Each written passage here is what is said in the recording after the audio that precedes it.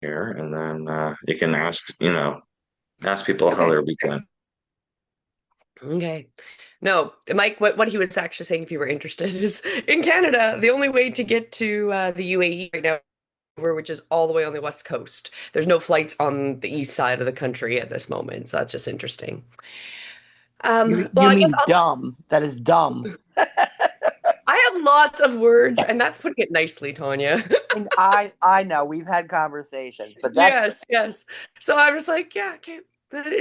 I'm very much going through this process of going through having to accept things the way they are and work within what we can do, right? And that's, I think, the only way any of us can survive right now.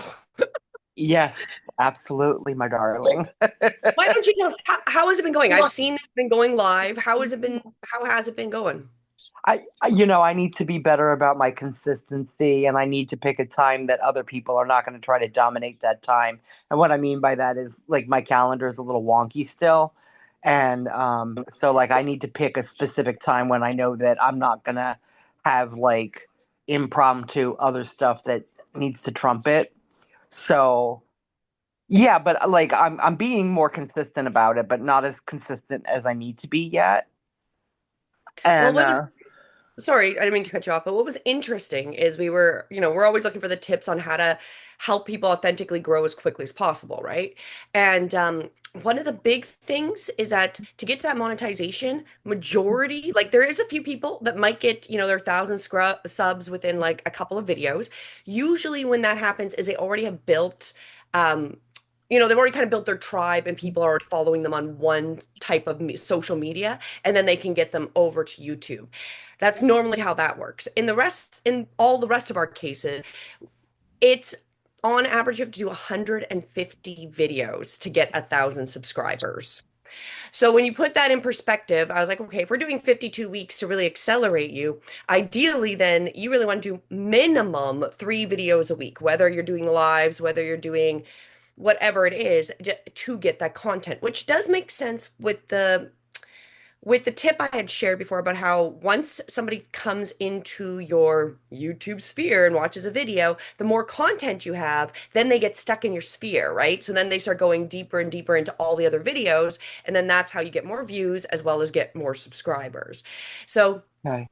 is there anything we could do to help get you a little more consistent? Is there any kind of tool? Because what you've brought up is actually something I'm working on. I am currently actually spending a lot of time creating a custom chat GPT. And it's completely different than anything else going on. But what I'm looking at is this might sound weird, so depending on where you are, might be very woo-woo, but I'm taking in Vedic Western astrology. So looking at your entire chart and then what best energies match for doing things, right? So making your time more successful. So I started having it pull for myself, like when's the best time to go live on this day for the energies to get the most views and stuff like that. So I'll let you know how that's turning out. But that's something I'm working on right now, developing to assist, because the more we can do things that are going to flow to make things just, if we've got energies that are going to open up to assist us during times, why not take advantage of that, right? And I don't know. I don't know. That's just one of the things I've had an idea to help with just anything. I don't know if you have any idea what could help you get a little more consistent or organized, right? First of all, I would love to beta test that because you know how I love the woo woo stuff, and if we're gonna use the astrology to optimize, I'm all in on that. I do have a question, right? Like, so you know that I use the Opus Pro to make shorts out of all my media and stuff. Do you recommend just bulk uploading them or scheduling them out onesie twosie? Because when I do a long, it's an hour ish usually, somewhere in the 50 minutes kind of deal, and then I can get like 25, 30 of those little shorts. And in the Opus app, it offers you the opportunity to just upload them in bulk. And I'm just wondering if bulk is the best way to do that.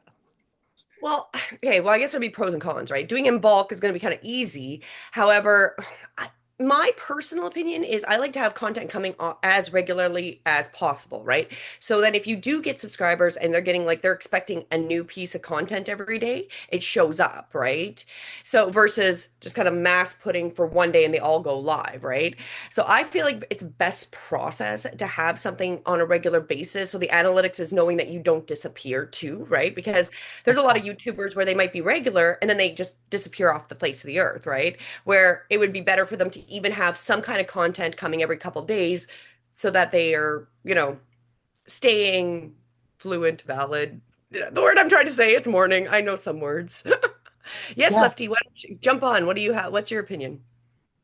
Yeah, so I've been monetized on YouTube for 3 years now, and the thing that you got to understand with YouTube, how it works is they've almost, even though it's working under one umbrella, under one channel, they've kind of almost separated shorts and long form, right? So although they're together, in a way they're not. So when you start creating a lot of short form content, you are literally only building a short form audience, and it's like less than 2% of those people will actually jump over to long form, which is going to take you way longer to get those 1,000 subscribers and the watch time hours, right? Like if they say that somebody has to spend 7 hours with you to get to know you, that works out to you needing to create 850 pieces of short form content just for someone to spend 7 hours with you. So you were like, I got monetized luckily off of excuse me, I got monetized luckily off of one video, and it was a 45-minute video of my story. And I was not passive with it. I shared that shit to everybody. As an artist, because I am an artist before I'm a filmmaker or a director, you can't be passive with your own material, right? That's another reason also why I've gone from weekly content to monthly content, and sometimes I don't even post for 6 weeks. That's because I want to be able to make something that I can rinse and repeat and share over and over and over and over and over again, until I have to, release my next film. So although yes, they're both fantastic, you're gonna end up playing with a double-edged sword because people won't convert in the way that you want, and probably see like you're probably gonna see yourself scratching your head a lot and wondering why the heck are you not getting the subscribers or the watch time hours? And that's because they literally don't talk to each other. So I would keep that in mind as you're building. Um, Probably get those subscribers first and then do whatever the hell you want after, and get those watch time hours first and then do whatever the hell you want. Um, because it's not like Instagram or Facebook where you can just focus on reels and then you can have like a million followers, right? Um, you either create a shorts channel or a long form channel. That's kind of what I've noticed. I've been trialing and testing, and I still don't personally have it figured out. So I'm not here to tell anybody that I'm an expert by any means. But just from what I've seen, it's like the moment I notice that they're two separate entities, I was like, yo, there's a fucking problem here. I'm gonna stop this for a second. Well, I think you brought some good points, Lefty. I feel like the point like using them simultaneously. So with Tanya having this Gemini being able to pull out clips is actually really beneficial because there's another way that, especially with the remix, where you can link it back to your longs. Now, of course, Yeah, I love that. whether the conversion of it to long form subscribers is there, not, what you're gonna have to see because each person's content too, like yours being the documentaries, very different than maybe somebody who's doing real estate, because that's going to constantly be changing, right? So depending on your Yeah. content will also really affect how that works out.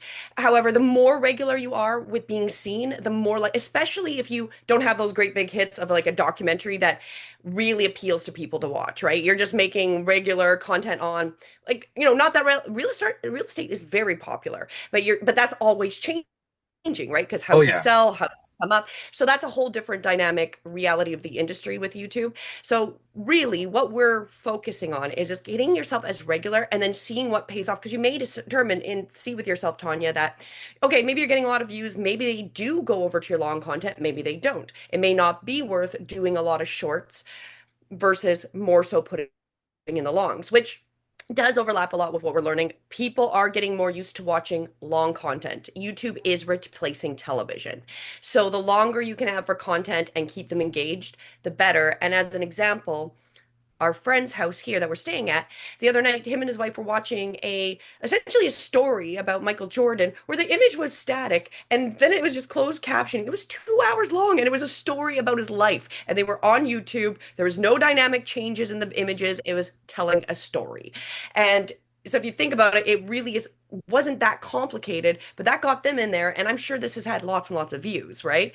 So it's finding what's going to work for what you want to say and tell your story, and using a combination, right? That's my personal opinion. What do you think, Mike? Um, this is university where we're empowering people to get started with building content. So, of course, the homework that we've assigned every week is to write down your ideas, write out your scripts or jot notes that you need. Do one long form 5 minute video because that can be an effort. Because shorts are easy, they're a minute, right? Making shorts is easy. You can sit in your car and shoot a shorts. Is that going to get you subscribers long form? Is going to be a long haul. Like how Lefty built his, Lefty got what did one video. Yay. It's amazing. I got my long form off. I have a traditional podcast called Don't Get Hacked, Call Me for Help. So it's a structured 23-minute show. I did 13 episodes of that and we sent traffic to it. And that's how I got monetized, right? I have 13 23-minute do-it-yourself tech support episodes, and that's how I got mine. And similar with Julianne, but she's got a ton. You got over 1,000 videos on your YouTube channel, right? So it's Well, and consistency, that's but what only not to cut you off, but that's only because I did a lot of shorts with my long content. So that's why I have I'm just so many saying more you videos got because I into the took the long. discipline of making content, right? And a variety of content because you also have to figure out what your niche is going to be. Because when you start out making videos, you could hit a home run like Lefty, like with the one video. And some people do that. Some people are able to do that with shorts, but they're usually funny or provocative. And not everybody's got that skill set, right? Where because with long form, it's 1,000 subscribers and 4,000 watch hours in a 365-day period. So you have to do that 1,000 subs and 4,000 watch hours in a time frame. And with shorts, it's like 3 million views or 4 million views or something like that. And I see people posting their shorts. They're like, hey, I got 100K, 500K subs. And I'm like, and you've been working on that for months, if not years. So it's great. They're getting traction, but they're not going to be monetized, and that's just one platform. That's not including, we're guiding you to say, hey, let's get you started making video content and start uploading to YouTube. Once you guys are regularly posting to YouTube, we're going to add another tool onto this called repurpose. Because while you're building your YouTube audience, I want you to repurpose all that stuff and send it everywhere else and build audiences everywhere else. But we're going to teach you how to do the YouTube because I've been able to do it. My wife's been able to do it. I'm like, it's doable with discipline and regularly making content. Longs, shorts. Right now, we're finding massive subscriber increases if you're doing a live. Like I just did a live on YouTube and I got more subs, and that was 5 minutes. But I was asking them, I was giving the viewer, the watcher, instructions. Subscribe, because a lot of people, they need to be told what to do. They like you if they're watching the live because they're subscribed to you or YouTube's telling them you're live. So you're like, hey, if you're not already subscribed, subscribe because I'm going to keep coming to you with good stuff. I was advertising the YouTube University. I'm like, hey, we're live right now. Come over here and we'll teach you how to learn this as a skill for yourself and your business, or you can learn this as a skill to help business owners in your neck of the woods and make it a side hobby for you, right? Because everybody wants to learn how to do this, but it's really consistency, storytelling, and learning what works and what doesn't work in your niche, right? Well, I Anyway, feel like it's really the whole point is to get consistent, right? So, because you can't, unfortunately, you're not going to be found if you don't have some kind of content, whatever you want to kind of make. So Tanya, does that kind of answer your question? Like, I don't know what you want to decide to do with it, but you may want to try two different ways to deal with the Gemini, or not the Gemini. Oh, Sorry, I yeah, the opus there. And maybe try bulk doing it and then do it because this is also part of this is developing and exploring what's going to work for you. Because there's best practices, which is going to be the content for sure. But like I mentioned before, the niches will maybe change it a little bit, right? yeah, no, it definitely answered my question, and I think I'm gonna go mess around with it and see what I like, and make sure that I'm doing the remix thing and linking all of them back to some long stuff. I think overall that would help. Yeah, because well, I know for you, it's very much like the same as us. It's about branding, right? It's about getting your business name out there, right? So the more content under it, it will help the analytics, and it's just going to give you more things. So if you do end up finding that people do like your shorts, they'll go down, they'll just stay watching them. It may not get you that amortization number because you may never get, th 4 million people loving and watching one of your shorts. But it's just another way to get that content and be seen, right? Yep. one of the other tricks I heard about this past, I don't know, I'm like literally consuming YouTube channels every single day and just watching people's advice, looking at their subscriber numbers, looking at their watch time, and confirming they are actually monetized to make sure that. And what a lot of them do is they will go and stitch all their shorts together to make a really long, because you got to realize people are driving, people are washing dishes, cleaning their house. They're just putting content on, whether it's their, phone or their smart TV. And if they're like your content, they're literally they're doing that doom scroll and they're just constantly watching it. And the more you have on there, the more watch time. So people are like, hey, I can just take all my 100 lives I've done or my 100 shorts, throw them in the editor, stitch them together. It may not make any sense, but if they're just listening to your voice and just, it's like watching, listening to Tony Robbins or Grant Cardone or any of those guys, people are just like constantly, they find those people and they're just watching hours and listening to hours and hours and hours. It's conversation for them, right? So you're like, okay, that's another tip. Okay. There's a lot of tips out there. Different ways people have built their audiences. Not that there's any right or wrong way, it's just consistency. And there's like 16 different personality types out there. So you don't even know which of your content is going to resonate with that particular audience member. So having a variety, just looping it on playlists, like there's all these tips and tricks to help you build it. And you just need to be consistent with it and just keep building it, right? And I know your weeks are going to get busy, your months are going to get busy, but just finding time, writing in your schedule, just writing down like a couple hours a week or whatever, where you can actually focus on this. As soon as you see more subscribers coming in, as soon as you see like small little incremental movements in that channel, it's going to give you much more motivation to keep spending more time with it because you see something happening. It's not going to be overnight. We're on to week 10, and I know it takes weeks or months of being consistent with this to get really super happy with it. And then you have kind of a setback, and you're like, oh, what did I do wrong? And then you're like, okay.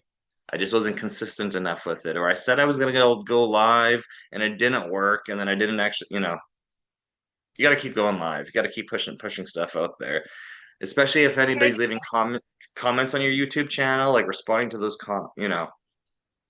And I'd like to mention, like, about that whole thing. Like, I was growing really, really steadily for a long time, and recently it's felt like a plateau. However, there's been a lot of different things I've tried and changed, and I'm getting views, but it's not necessary. I'm actually kind of getting more average views, but I'm not getting as many subscribers. So clearly, the content I'm putting out is getting a little bit more views by the people, but it's not motivating people to subscribe like before. So now I'm like re-looking at, well, okay, so I changed these things. how do I kind of merge it back, right? So this is the whole thing, is that when you're building these things, it's a constantly dynamic and things change. Even one of the videos that came out was talking about, are you still doing things from 2024? So the way certain things might have worked on YouTube and how you had things in 2024 may never be exactly the same this year, and the content and interest has completely changed. So we have to adapt as well. But I know Lefty had a comment, so why don't you tell us what's your comment there? Oh, yeah. Well, no, first of all, the thing that like I'm really happy to hear that that you said about the whole like YouTube replacing broadcast television, and I definitely see that happening. Um but I was watching a video from Scott Sampson yesterday. Uncle Raph, if anybody like knows that channel. Anyway, and it's kind of interesting about what you said about the whole 2024 video and what's not working. He read an article like from YouTube's like CEOs or whatever, that they are literally favoring entertainment channels right now. Um, Anything that makes you essentially happy, right?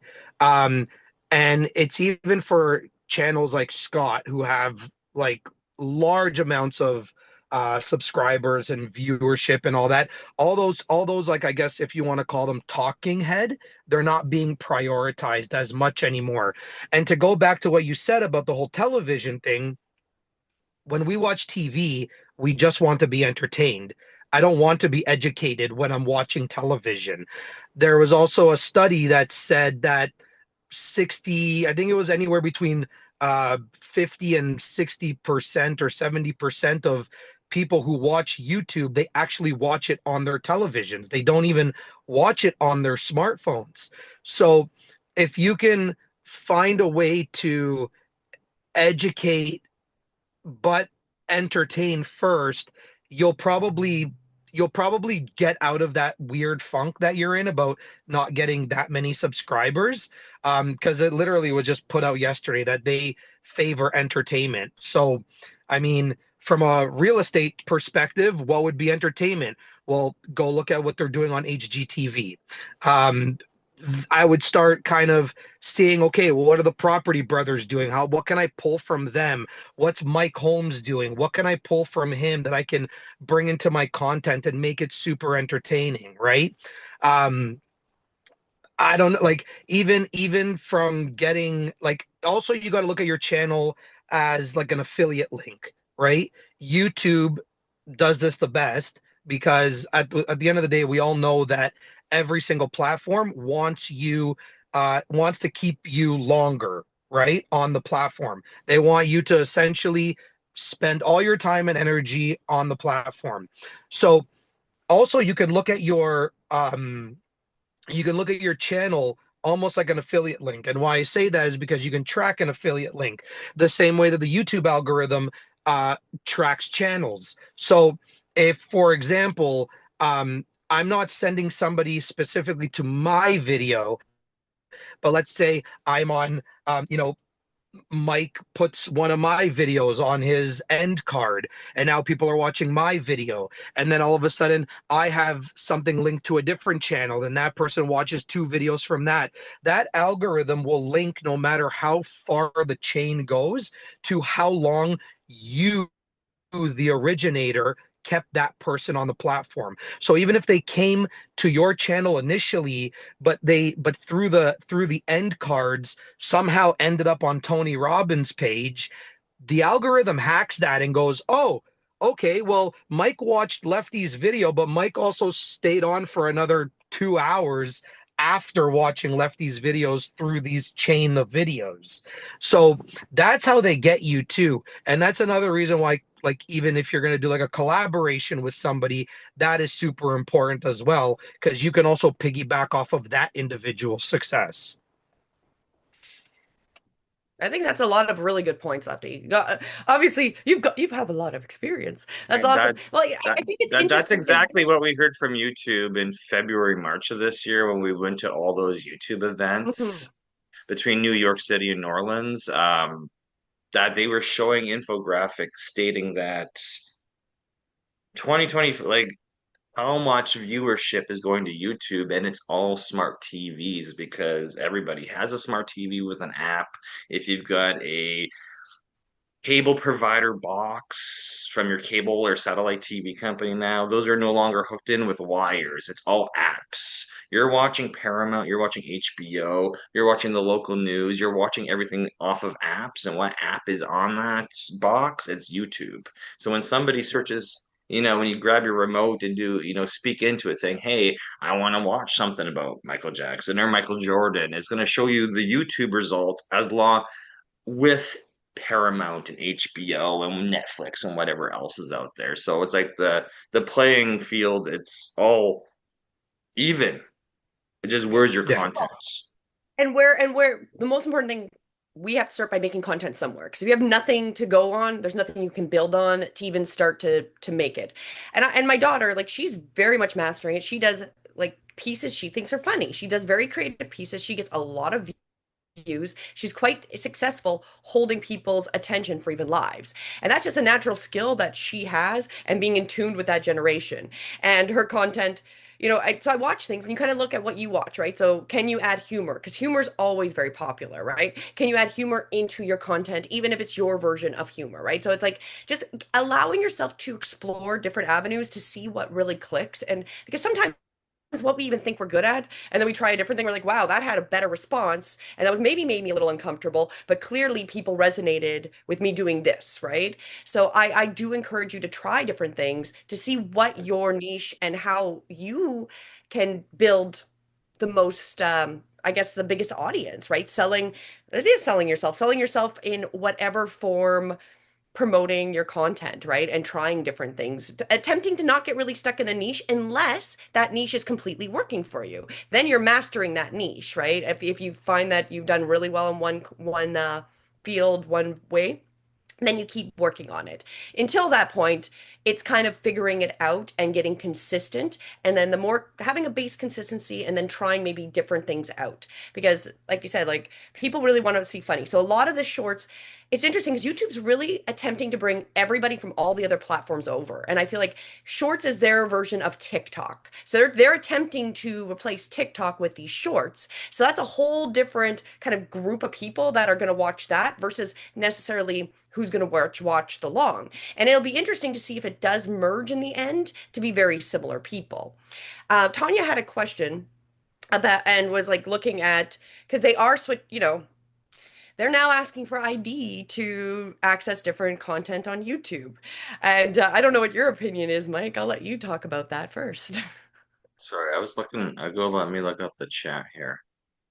Yeah. So, well, Tanya said like what our thoughts were in essentially needing the ID to access certain content on YouTube. Well, I know that YouTube is literally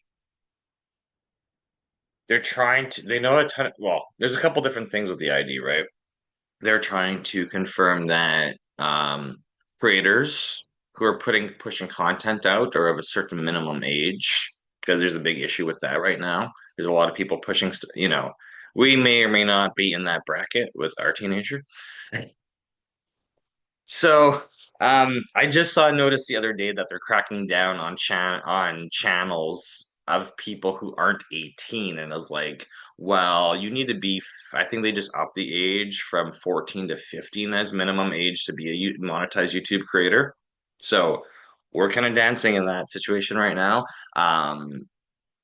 But then I know there's a ton of people doing YouTube automation where YouTube doesn't like that, where people are literally using AI to write scripts, and then they're not like it's just like there's a way to automate your whole YouTube channel, and they have though teenagers could be doing that from age 15 to 18, and so I'm literally, if you want to become monetized, they're going to, as you start stepping towards monetization, you get the subs up there and you're walking towards the watch time, they're going to start asking you for ID, right?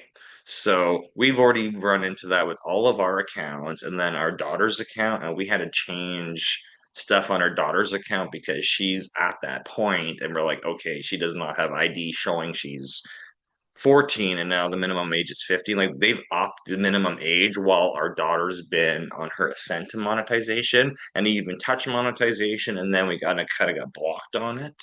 So I s- you're just gonna have to play the game, you know. And what we're saying with this, like, you know, YouTube University is like, let's make content right now because we know how, like, there's enough of us where we've been monetized on YouTube. Let's play the YouTube game, and we're going to teach you how to repurpose it everywhere else because in 5 years, 10 years, it may not be YouTube. YouTube might go through name change. There's going to be some other type of video platform in the future. But if you can conquer your discipline, master your discipline now, and make that content, then you're going to be great in 5 or 10 years because it's not going to be overnight. Like to get competent in anything in your business, in your life, or whatever, it's 10,000 hours. That's 3 to 5 years. It's 3 years if you're doing it every single day. It's 5 years or longer if you're doing it part time, like a part time hobby. So it's going to take you a couple years to master this. And as I'm saying, like MySpace went away, it became Facebook. Like there's always going to be these disruptions out there. And if you're primed and ready for it, like good example for Tanya, if you know Grant Cardone, you go into Cardone University, you see all the videos of old that were recorded on VHS. They used to sell tapes.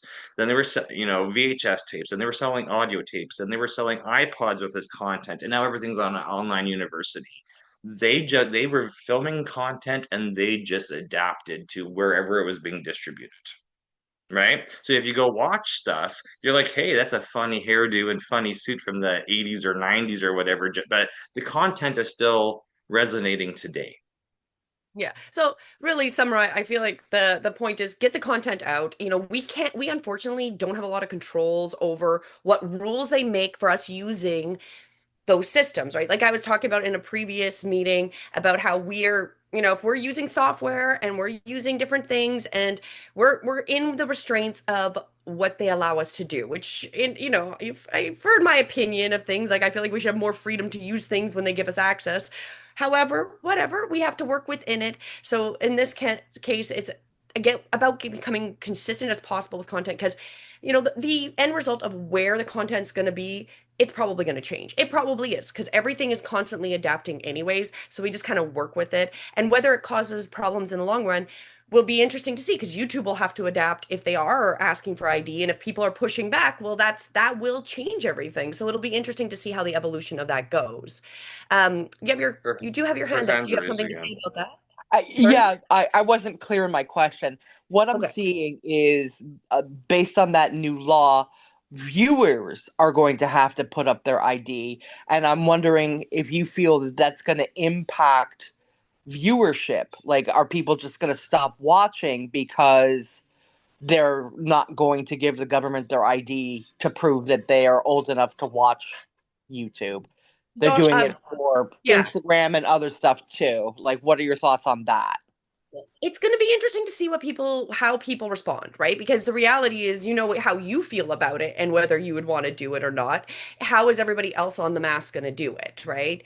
And will people be going and looking for places that aren't asking for that versus, right? So I know a lot of people I had mentioned way back at the beginning, one of the platforms, Rumble, because that one is there's some alternative ones, but that's one of them that's a little bit bigger, and there can be monetization and stuff on that. So they kind of promote themselves as being an alternative with less restrictions to YouTube. Will that happen? Will people start moving and looking for alternatives? They may, right? Like that, and so it's up to us to really kind of watch the trends and be aware of what's going on because that's also about like we were talking about making the content and then putting it in different places because we don't know really. I may assume, oh no, people won't do this, everyone's going to move away from YouTube, and then yeah, everybody's going to go, they'll not even question it, they'll give their ID. Then you're like, okay, well that stayed valid, I They, guess. they So may it's they may sorry, go ahead, also Mike. be opening it up to or they might be being forced to classify like not safe for work content as well because right now YouTube's kind of wide open without any age restrictions. And if you're traditional TV, I know I worked for a TV broadcaster back in like 20 years ago. when I was first out of university. And like, um, all shows were rated. It was PG 13, 18 plus, and you had to prove um you could lock down your TV based on, what you wanted people in your household to watch. Like, so we had those access controls with TV back 20 years ago. So I don't know if there's going to be a change with them requesting ID for, because right now when you upload, you can choose whether or not your content's made for kids or not. And I know there's a bunch of content flooding on YouTube right now that is being generated. So I'm just like, there might be some type, I don't know. I'll thought, Todd, do you know where you heard about that, Tanya? Or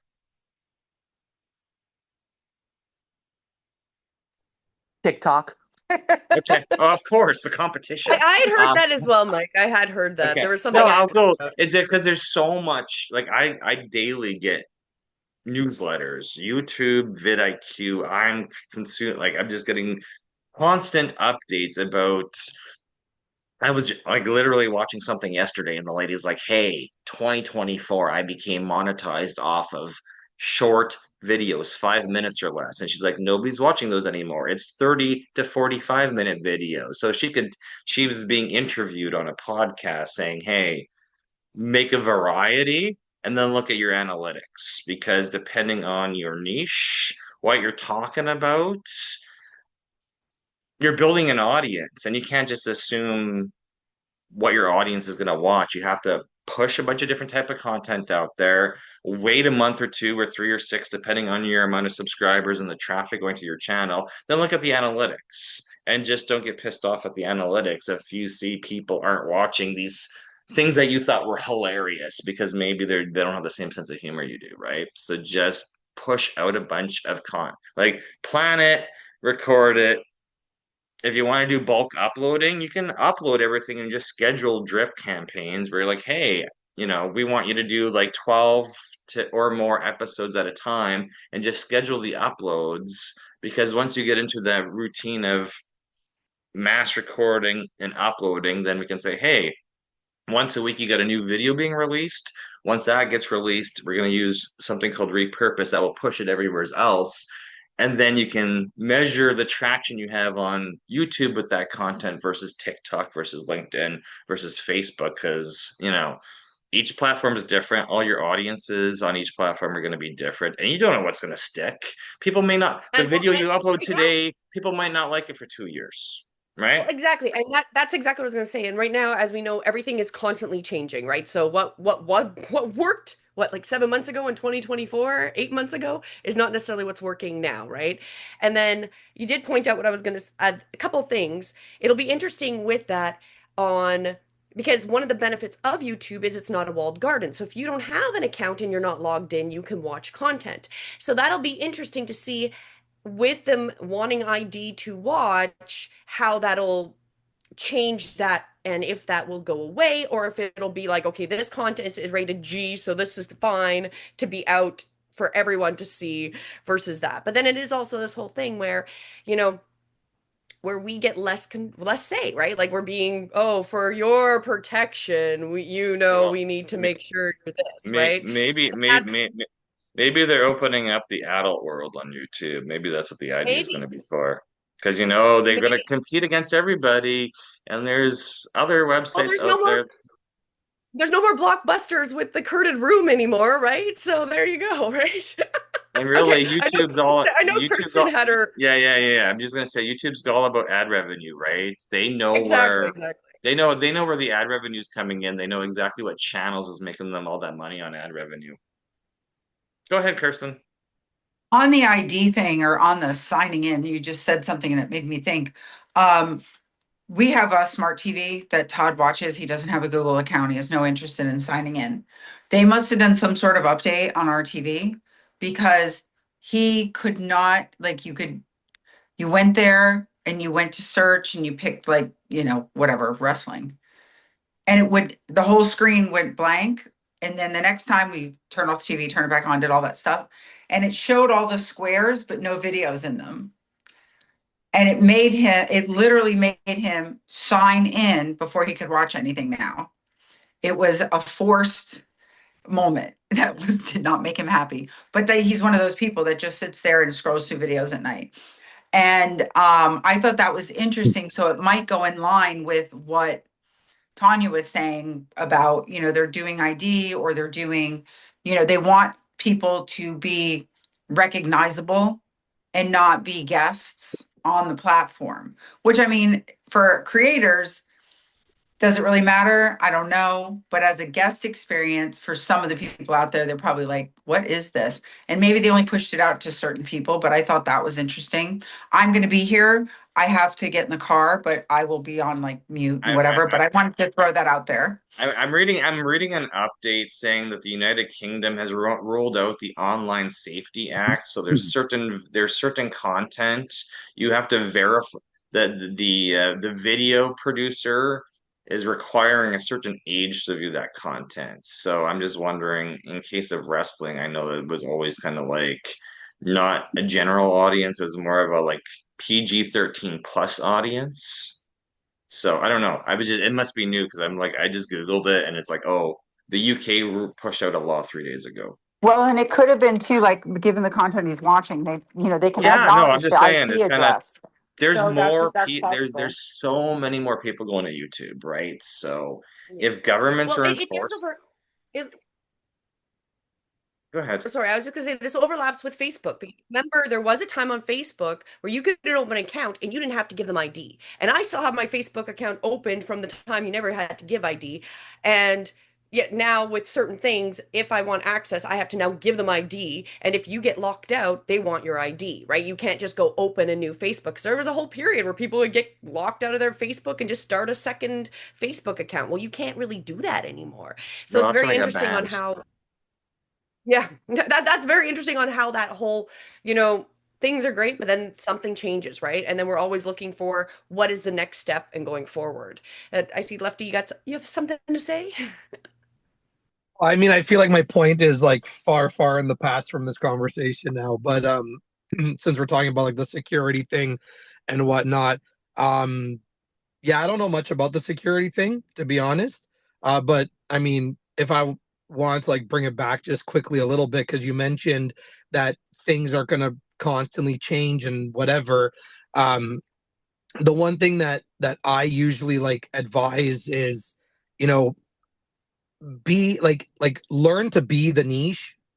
Don't be a part of the niche, because exactly what you said about things changing, right? So if I'm talking real estate, if I'm talking wrestling, if I'm talking whatever, all of a sudden 25 years go by, I'm now in my 60s, and I don't know, maybe now I like gardening. I don't like wrestling anymore. I don't like real estate. I've retired. I don't even do filmmaking anymore.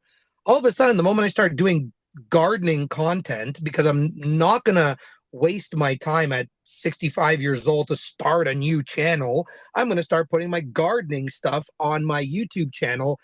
I'm gonna lose all those fucking subscribers because they are gonna be like, what the hell is this? I don't come to this channel for gardening. So it goes back to like when you're typically networking, like picture yourself in a networking event. It's, hi, nice to meet you. What's your name? Oh, my name is Lefty. Oh, okay, Lefty. What do you do? Oh, I'm a film director.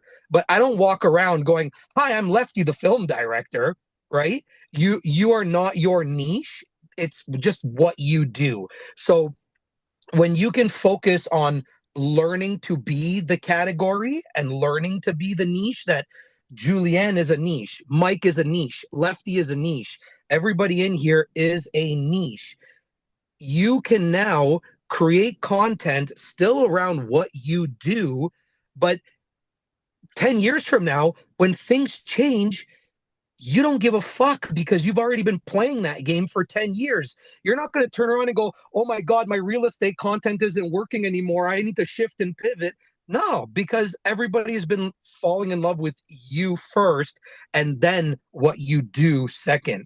And that's where I've also noticed my personal success with my channel is that if you look back 2023, 2022, even early 2024, it was all strategy and how to make videos and dissecting other people's brands. And at the end of the day, I was like, yo, that's not me. That's not what I want to do forever.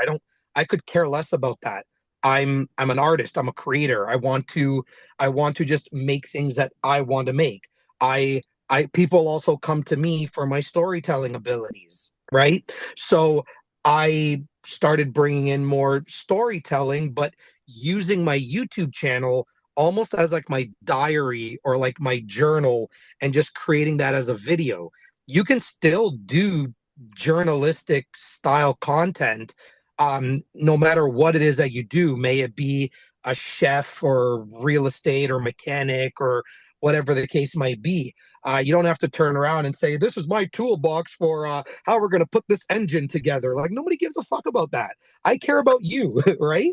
So think about it from that point of view, and you'll probably also feel a lot less stressed to the performance of it all, because I think that's where a lot of people lack in the entertainment, is like, oh my gosh, I have to put this hat on, I have to be this specific individual, I'm not me anymore, I have to perform.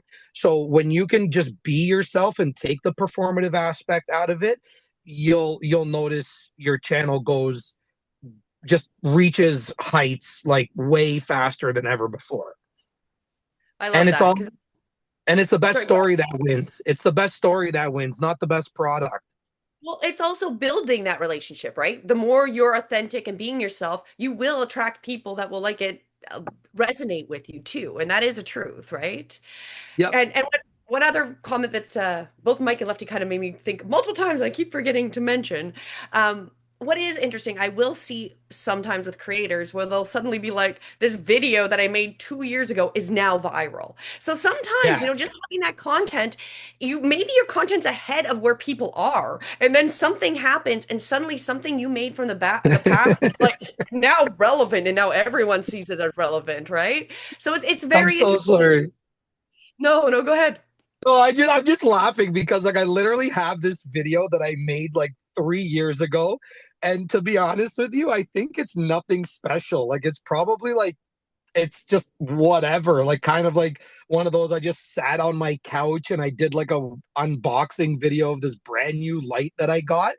And that video still is my number one banger till this day. And I'm like, that video? Like like I didn't even like color grade it like in the best way that I possibly can. And Mike's seen my stuff, so he can vouch for that. But like it's like I just put it together and I just gave my opinion, and that is still my banger till this day. The beauty about YouTube is like you have to look at YouTube as compounding interest, right? It's something that I've been teaching in the last like 2 months, is that offline is the new luxury.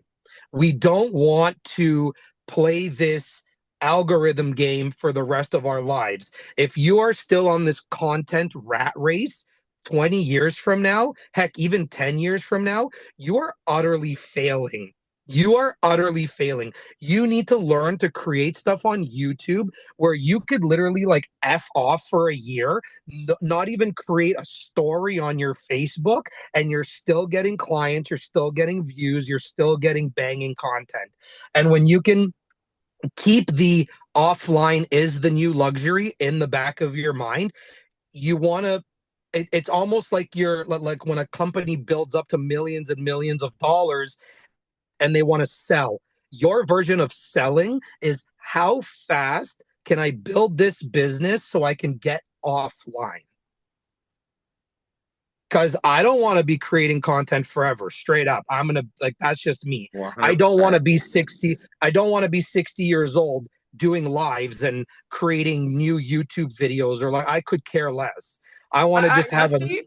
I'm actually planning that. I'm planning that I will be doing lives and promoting what I'm making with my new chat until I die. So it's interesting because I plan to be live forever. As long as they give me a platform, I'm gonna make sure that people know I exist. But there's a difference. When I say that you don't want to do it forever, I'm saying you're gonna obviously do it forever, but I'm talking from a point of you're gonna do it because you want to, not because you have to. Right. So we're living in this age where it's just going to get worse. Like that's just the reality of it. There's just going to be more and more and more and more and more. But those that can figure out early on that it's not about the rat race, it's not about the algorithm, like create what you want to create and let other people follow. Like the number one brands in the world, they don't chase people, people chase them, right? And it's not about having the better product or the better service, it's always about having the better brand. So if you can find a way to put that online so you can spend more time with your kids, more time vacationing, more time like working on hobbies and whatever the case might be, that that is what you got to strive for, especially on YouTube. But I will tell you that as a monetized channel, YouTube does give you vacation days, but it's only 6 months. So if you, I don't know if that's changed. I don't think it has, but you can go 6 months as a monetized channel without creating a single piece of content, without the risk of being demonetized. Yes, So that's a very good point, because that's where a lot of people do really, really well, and then they just drop off and they lose their monetization because they just disappeared. And fair enough, life and stuff happens. The idea would be we would like to encourage it to become a natural part of your life, because whether it's fortunate or unfortunate, online digital content is never going to leave.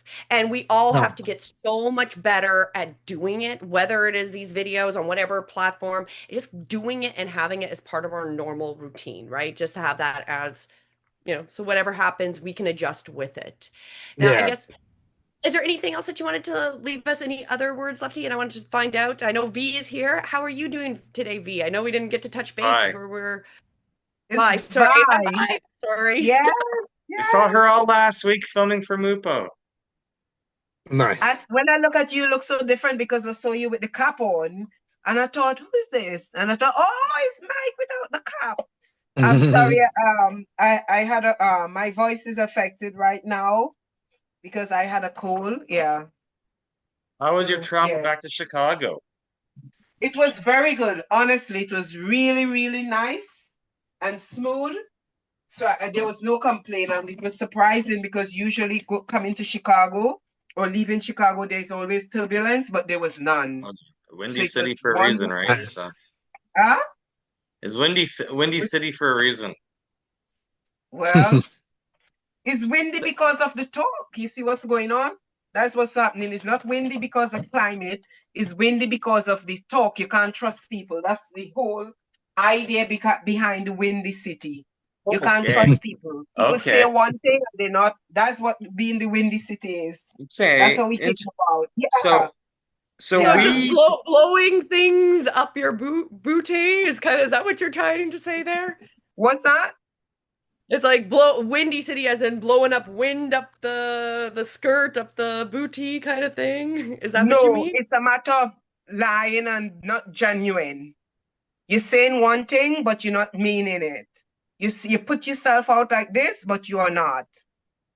It's something like what we're seeing right now going on, Yeah. People lying openly, they're making a lie look like the truth and the truth look like a lie. So that's what the windy city is. You can't trust the word. Mhm. Yeah. Vi, you were here in Jersey with us last week filming for Yeah. filming for 5 days. So what was your takeaway from that? Uh, well, it's exciting to know that we've been working on this for years, and it's like it's now coming it's now materializing, because I was not coming this year because I thought, oh, I just don't have what it takes this year. And when Michelle spoke to me, I thought, something, I've been at it so long, and now there's a change. Now there's a shift. So I said, I made the effort, and I told her, okay, I'll come. So basically, I'm not new to onset, because in Chicago here, I usually I do it as a hobby, so I go as an extra. So I'm accustomed to being on set, but it's just that I never had a part that I have to speak, but I'm accustomed to the environment. And I think it's beautiful, and I look forward to seeing the making of the Mupo film, you know, and every time I sit and I remember, you would not believe this, I always remember Mike just sit there expressionless until he says something and then he's cracking Helping up. you with your lines, so Ah, I was what's helping you that? with I was helping you with your lines. Right. Yes. So it was just a How great experience. how did you find that process, being given a script of like 80 pages and then trying to, months to memorize your lines?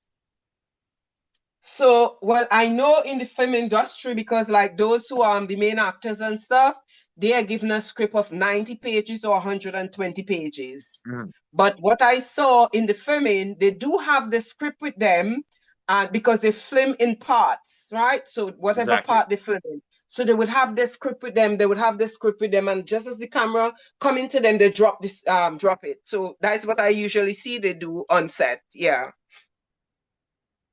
No, But it was it just was hard. fun. It was fun helping you out because, of course, your lines also got changed because they were for one of our other cast members who didn't end up Yeah. coming up from Florida. So then you were given extra lines, and I was given Exactly. extra lines.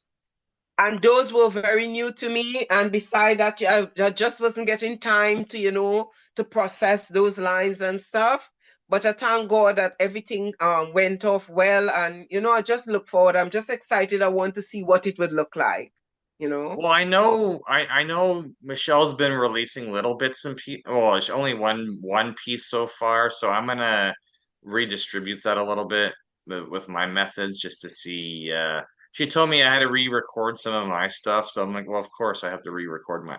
It was just the stuff we were practicing on Monday that you weren't there for.